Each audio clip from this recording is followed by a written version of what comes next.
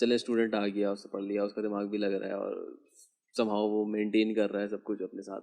तो अब कुछ फील्ड्स हैं जो कि एज अ न्यू स्टूडेंट अगर कोई बंदा है फर्स्ट सेमेस्टर सेकंड सेमेस्टर में, तो उसको फील्ड्स का अंदाज़ा नहीं होता। तो हम कुछ फील्ड डिस्कस कर लेते हैं जिसमें हमें पता है, जिसमें हमें नॉलेज है वो फील्ड्स क्या क्या हैं, ताकि अगर आपको कभी लगे कि यार ये फील्ड भी होती है, ये फील्ड भी होती है, लेट्स ट्राई ऑन दिस। तो आप सबसे पहले तो एसन की फील्ड से स्टार्ट करते हैं कि वेब डेवलपमेंट, थोड़ा सा ज़रा ना हल्का सा web development not only web development, नहीं, स्टार्ट हम सिर्फ डेवलपमेंट से कर रहे हैं ना, ताकि एक एक सिर्फ फील्ड लेते हुए डेवलपमेंट चलेंगे। इटसेल्फ मतलब बहुत सारी, वैसे फ्रंट एंड, सी back end। बेसिकली एसन सी का है, तो मैं C यूनिवर्सिटी sharp में का, हाँ सी शार्प का, तो बेसिकली यूनिवर्सिटी में भी सी शार्प पे बहुत फोकस होता है। नहीं C++ पे होता है। नहीं नहीं, ऑब्जेक्ट ओरिएंटेड आती है ना, तो उसमें जावा नहीं पढ़ाते हैं, अच्छा, सी पढ़ाते हैं। अब चेंज हो गया होगा। मैंने जावा पे पढ़ी थी, ऑब्जेक्ट ओरिएंटेड। क्या बात है। मैंने दोनों मैंने जावा पे पढ़ी थी और मैं C शार्प का हूँ। मैंने सी शार्प पे पढ़ी थी। अच्छा, तो बेसिकली हम डेवलपमेंट में बात करते हैं। डेवलपमेंट में इटसेल्फ फ्रंट एंड डेवलपमेंट है, बैक एंड डेवलपमेंट है, और फ्रंट एंड के अंदर हमारे पास मर्ज आ जाती है पूरी, जिसमें फ्रंट एंड बैक एंड दोनों आ जाती है। उसमें रिएक्ट है, नोड जेएस है, रिएक्ट जेएस है। उसके बाद हमारी डॉट नेट, जिस पर मैं काम करता हूँ, डॉट नेट के अंदर बहुत सारे आ जाते हैं। एज्योर आ जाती है उसके अंदर, डॉट नेट कोर आ जाती है, ASP.NET MVC आ जाती है। ये बैक एंड की सारी वैरायटीज है, राइट। और वो जो है अपनी रिएक्ट जेएस, वो जो है रिएक्ट फ्रंट एंड है, रिएक्ट फ्रंट एंड है। इस तरह से इसमें और भी चीजें हैं। आप रिएक्ट फ्रेमवर्क की बात कर रहे हो, लाइब्रेरी की बात कर रहे हो? रिएक्ट जेएस की बात रिएक्ट जेएस की बात है। ये बेसिकली लाइब्रेरी है। हाँ, ये भी एक फर्क है ना। रिएक्ट जेएस नहीं पता लोगों को, रिएक्ट जेएस जो है ना, वो एक लाइब्रेरी जावास्क्रिप्ट की, जो फ्रंट एंड डिजाइनिंग के लिए इस्तेमाल होती है। एग्जैक्टली। और रिएक्ट नेटिव मोबाइल एप्लीकेशन, वो बेसिकली फ्रेमवर्क है। वो एक फ्रेमवर्क है, वो जो है वो हाइब्रिड एप्लीकेशंस बनाने के लिए हाइब्रिड एप्लीकेशन के लिए हम यूज करते हैं। उसके बाद एंड्रॉइड डेवलपमेंट है, उसमें आपके पास फ्लटर जैसी लैंग्वेजेस आ जाती हैं। आप फ्लटर यूज करते हैं, उसमें आप मोबाइल ऐप्स बनाते हैं। iOS डेवलपमेंट है, स्विफ्ट डेवलपमेंट है, स्विफ्ट पे काम करते हैं आप, iOS डेवलप करते हैं। उसके बाद गेम डेवलपमेंट आ जाती है, यूनिटी जैसे यूनिटी है, और हमारा दूसरा इंजन है, क्या नाम है उसका, अच्छा सा नाम है यार, अनरियल इंजन है। आप इन काम करते हैं। सही डेवलपमेंट में ये सारी, और डेटाबेस मैनेजमेंट भी जो है वो इसके अंदर आ जाती है। डेटाबेस डेवलपमेंट के अंदर उसको कंसीडर नहीं करेंगे। डेटाबेस मैनेजमेंट वैसे डेवलपमेंट में इसको कंसीडर कर सकते हैं। वो एक इंटीग्रेट जरूर होती है, उसको सीखना जरूरी है डेवलपर के लिए, लेकिन डेटाबेस इटसेल्फ जैसे ओरेकल है या सेल ले लो, वो एक अलग है। तो वो एक मैनेजमेंट की एक अलग, मतलब आपको एसक्यूएल, अगर मैं एज अ डॉटनेट डेवलपर हूं, मुझे एसक्यूएल भी मुझे यही कहना है कि ये चीजें तो ठीक है, इतने अच्छे फैंसी नाम है सारे, रिएक्ट नेटिव और डॉटनेट, एंगुलर जेएस, बड़े फैंसी से नाम है, बड़े अच्छे लगते हैं। बट इन सबसे पहले तुम्हें पता चाहिए व्हाट इज कंप्यूटर। लिटरली क्या ऐसा नहीं है, ऐसा मैं जितने लोगों से अनस लिटरली पूछ चुका हूँ मैं काफी सारों से, अब मेरा सवाल यही होता है व्हाट इज कंप्यूटर। ये सब तो ठीक है वो व्हाट इज कंप्यूटर आता है ना, कंप्यूटर का काम करो, व्हाट इज कंप्यूटर, तो बोलते हैं कंप्यूटर इज इलेक्ट्रॉनिक है, फिर तो पंखा भी होना चाहिए कंप्यूटर। फिर तो आजकल तो डीसी वाले आ रहे हैं, स्मार्ट एग्जैक्टली, इलेक्ट्रॉनिक फिर उसको भी कंप्यूटर बोलो ना। तो ये एक बड़ा मसला है, ठीक है, कि इस तरह की चीजें नहीं पता लोगों को ना। तो मैं कहता हूँ भाई तुम्हें पता होना चाहिए कंप्यूटर खुद क्या है, फिर तुम्हें पता होना चाहिए ऑपरेटिंग सिस्टम क्या होता है, फिर तुम्हें पता होना चाहिए कि इसको चलाते कैसे हैं। भाई लिनक्स बात करती है, ठीक है, मैं बता रहा हूँ, आपका कंप्यूटर आपसे बात करता है, बस आपको उसको चलाना आना चाहिए, आपको करना आना चाहिए। तो ये चीज, और ये एक ऐसी चीज है जो आपका इंटरेस्ट बनाती है। अगर इसमें इंटरेस्ट बन गया ना, तो यकीन करो ये रिएक्ट जितने भी फैंसी नाम है ना, सिर्फ नाम ही रह जाएंगे, और ये सारी चीजें फिंगर टिप्स पे होंगी आपकी। क्यों? क्योंकि आप अच्छे से अंडरस्टैंड कर गए किसको, कंप्यूटर को, और ये सारी चीज कैसे चलनी है, ये इसी तरीके से चलनी है। तो आपको ये चीज पकड़नी चाहिए। सही बात। खैर हमारा बेसिकली कुछ ये डिस्कशन का बेसिकली टॉपिक, बात का मकसद ही है कि लोगों को पता चले कि क्या फ्रंट एंड और बैक एंड में क्या चीज़ें होती हैं। और वैसे अब जो है वो मॉडर्न टेक्नोलॉजी पे काम हो रहा है, सही है। नोड जेएस और मॉडर्न टेक्नोलॉजी वैसे उसी के अंदर ही है ना। नोड जेएस एग्जैक्टली मन के अंदर ही, सही है। और अब दूसरा, मिसाल के तौर पे जो डेवऑप्स इंजीनियर बनते हैं, ठीक है, वो वकास जैसे हमारे हैं, तो ये एक फील्ड है। वकास थोड़ा सा डेवऑप्स के बारे में डेवऑप्स के बारे में ऐसा है कि यार ये काफी फील्ड से रिलेट होते हुए ये एक फील्ड है। जैसे SDLC होती है, इसी तरह डेवलप लाइफ साइकिल भी होती है। और इसका एक अपना जो है वो टूल्स पे रिलायबिलिटी है, और इसकी जो है सर्वर साइड पे काफ़ी सारी रिलायबिलिटी है, ठीक है। और QA वाला काम भी है, dev side, dev like development operations, development and operations दोनों साइड पे इसकी सपोर्ट है, ठीक है। तो ये एक बड़ा फन लविंग है। डेवऑप्स जो है ना और enhance हो रही है, ठीक है। डेवऑप्स में एक चीज़ आती है devsecops, dev cloud, devops cloud engineer, जो कि मैं हूँ, ठीक है। मैं सिर्फ डेवऑप्स इंजीनियर नहीं हूँ, डेव क्लाउड इंजीनियर हूँ, क्योंकि I use cloud as well. Huawei और एज़ोर और AWS, 3 क्लाउड मुझे आते हैं, ठीक है, यूज कर, ठीक है। और इसमें अब अभी एक इंट्रोड्यूस हुई है ब्लॉकचेन डेवऑप्स इंजीनियर, ये एक अलग से इंट्रोड्यूस हो रहा है अभी ना, मतलब हो चुका है आई गेस, आई थिंक, ठीक है। तो इसमें भी एक बड़ा डोमेन है, इसके लिए आपको काफ़ी चीज़ें आनी चाहिए। इसमें आपको डेवलपमेंट भी आनी चाहिए, साइड में सर्वर साइड वगैरह आनी चाहिए, और फिर क्लाउड साइड आना चाहिए, क्लाउड जैसे AWS हमारा, ठीक है। ये एक बड़ा टॉपिक है, इसके बारे में अगर हम बात करना शुरू करें तो इस तरीके की चीज़ें। लेकिन इसमें सबसे मेन चीज़ पता है क्या आनी चाहिए? सबसे पहले आपको आना चाहिए कंप्यूटर, लिनक्स आपको आनी चाहिए बेसिकली डेवऑप्स के लिए। अच्छा, उसके अलावा ना डेवलपमेंट डेवऑप्स, इसके अलावा भी बहुत सारी फील्ड बहुत सारी फील्ड है, जैसे कि SQA है, QA है, क्वालिटी QA है, QA है, अभी ऑटोमेटेड QA है, QC है, QC है, क्वालिटी कंट्रोल, सिस्टम इंजीनियर्स हैं, लाइक नेटवर्क इंजीनियर्स हैं, आर्किटेक्ट्स हैं, सोल्यूशन आर्किटेक्ट्स हैं। और अच्छा, ये तो ये भी एक पाथ। चीज है ना कि देखें प्रोजेक्ट मैनेजमेंट भी एक चीज है, प्रोजेक्ट मैनेजमेंट बहुत जरूरी है। मैं खुद प्रोजेक्ट मैनेजर था पहले ये प्रोजेक्ट मैनेजमेंट भी इसका पार्ट है, मतलब ऐसा कुछ आप नॉन मैनेजमेंट में टेक्निकल अच्छा, बंदा नहीं आ सकता इसमें नॉन टेक्निकल बंदा exactly नहीं आ सकता। प्रोजेक्ट मैनेजमेंट भी एक पार्ट है, उस प्रोजेक्ट मैनेजमेंट भी एक चीज है। अगर आपकी मैनेजमेंट अच्छी है ना, प्रोजेक्ट, ये नॉन टेक्निकल बंदा ये काम नहीं कर सकता, बिल्कुल नहीं कर सकता। इस तरह QA भी जो है ना नॉन टेक्निकल QA बंदा तो टेक्निकल ही है यार, उसके लिए बहुत बड़ी टेक्निकलिटी होती है, आपको पूरा पैटर्न समझना, ऑटोमेटेड QA है, QC ऑटोमेशन है, करनी है उसमें, मतलब ये सारी फील्डें भी इसी का पार्ट है। अब QA में CI/CD पाइपलाइंस भी हैं। हाँ एग्जैक्टली, CI/CD पाइपलाइंस बन गई हैं QA में, मतलब बहुत एडवांस हो गई ये चीजें।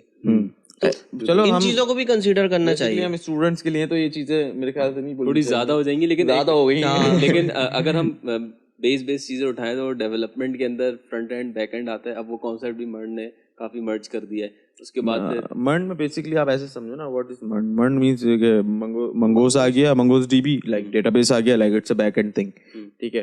और उसके बाद क्या आ गया हमारा, ई आ गया, वो एक्सप्रेस है, ठीक है, हमारा बैक एंड थिंग है, सर्वर साइड हो गई, बैक एंड है बेसिकली, ठीक है। एन आ गया, सॉरी आर आ गया, आर इट्स लाइक रिएक्ट, ठीक है। रिएक्ट तो मतलब इट्स मींस फ्रंट एंड है, डिजाइनिंग एंड ऑल, ठीक है। एंड एन आ गया, एंड मींस नोड जैस, जो कि पूरा बैकएंड है, ठीक है। आप पूरे उस पे बैकएंड पे काम कर रहे हो। इससे भी थोड़ा सा और आसान करते हैं इसको। देखिए बेसिकली ना स्क्रिप्टिंग लैंग्वेजेस पे ना, अगर आप मन पे जाना चाहते हैं तो स्क्रिप्टिंग लैंग्वेजेस को अच्छा करने की जरूरत है। मतलब जावा स्क्रिप्ट पे काम, हाँ एग्जैक्टली, मन पे जावा स्क्रिप्ट को जितना अच्छे से पढ़ सकते हैं ना, जितना अच्छे से समझ सकते हैं, तो जितना अच्छा आप जावा स्क्रिप्ट को समझेंगे आपके लिए मन उतना आसान हो जाएगा।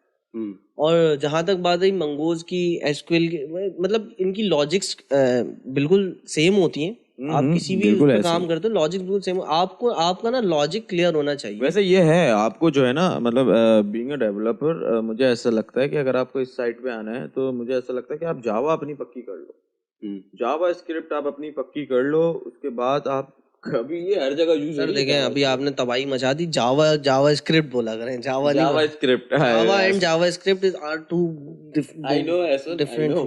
तो मेरा ये है कि जावा स्क्रिप्ट अपनी जो है ना वो अच्छी कर लो, तो मुझे ऐसा लगता है कि ये हर जगह इस्तेमाल हो रही है। और जावा स्क्रिप्ट अच्छी, what is the difference between scripting language and programming language?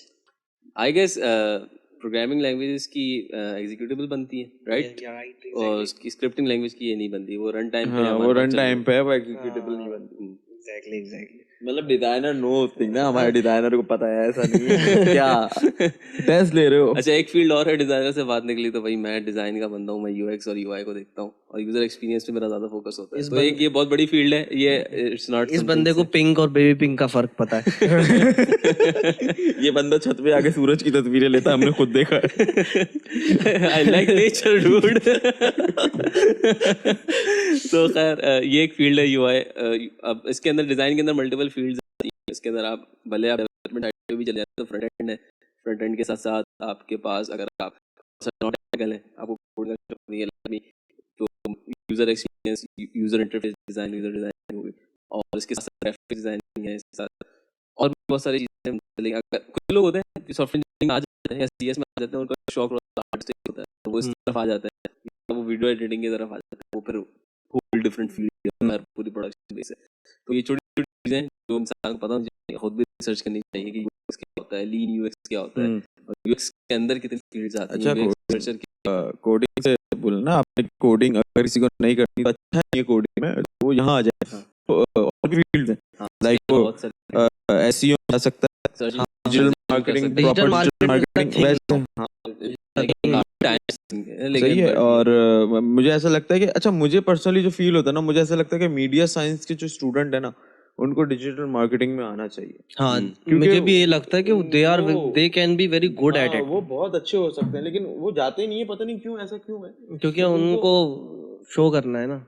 But जो भी है, लेकिन मुझे उनको जो करना है वो हम कर रहे हैं। मतलब ऐसा ही है। और उसके अलावा भी बहुत सारी फील्ड है लाइक सिस्टम इंजीनियर्स, ठीक है, वहाँ आप कोड यूज नहीं कर रहे, लाइक आप सर्वर्स पे काम कर रहे हो, इंजीनियर्स अपाची, वहाँ पे आपको कोडर होने की कोई जरूरत नहीं है, आप लिनक्स एडमिनिस्ट्रेटर हो, आपको कोई जरूरत नहीं है। लेकिन कुछ लोग टेक्निकल नहीं होते, जैसे अब ना मैं टेक्निकल भी हूँ, मैं डिजाइन साइड भी हूँ, लेकिन कुछ लोग होते हैं जिनका लॉजिक माइंड होता है, जिनको लॉजिक्स में ही मजा आता है, नहीं चाहिए लॉजिक। अच्छा, जिंदगी में आसान जिंदगी चाहिए, तो वो लॉजिक वाली जिंदगी आसान होती है यार, आसान होती है, लेकिन तुम्हारे लिए आसान है क्योंकि तुम्हारी लॉजिक क्लियर है। अच्छा। तो अगले बंदे को नहीं समझ आ रही, सही है।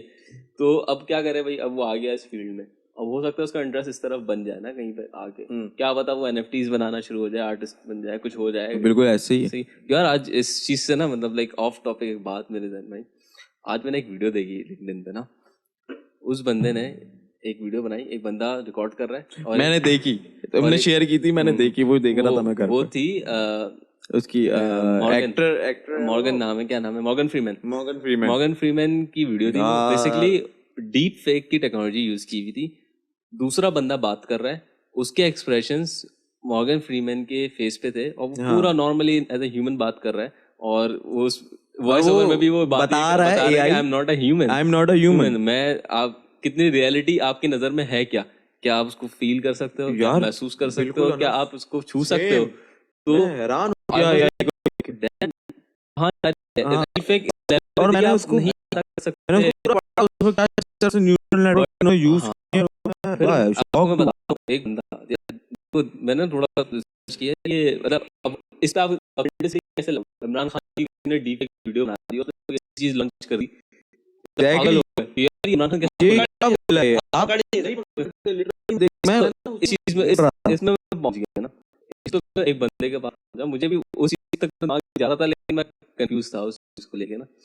उस बंदे ने बात की जो मेरा दिमाग मैंने पढ़ा था, वो क्या उस बंदे ने बोला कि NFTs are the solution for these, blockchain are the solution for these. क्यों? ब्लॉकचेन बाय द वे एक फील्ड है बहुत बड़ी।